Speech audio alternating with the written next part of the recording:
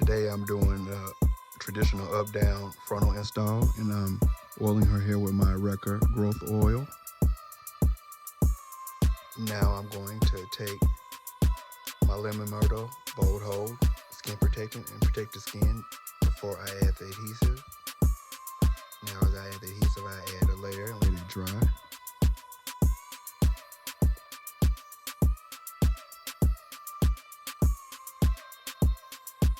Now I'm going in, stitching the final bundle in, making sure I crisscross and tighten up the tracks for extra security.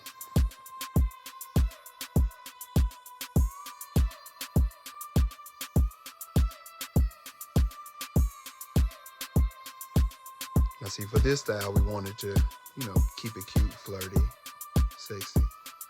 So I just decided to do some crimps, kind of jazz it up a little bit. As you see now, I'm spraying my new signature Hair Wrecker Heat Protectant. As you see, it gives off a shine and a matte finish without weighing the hair down.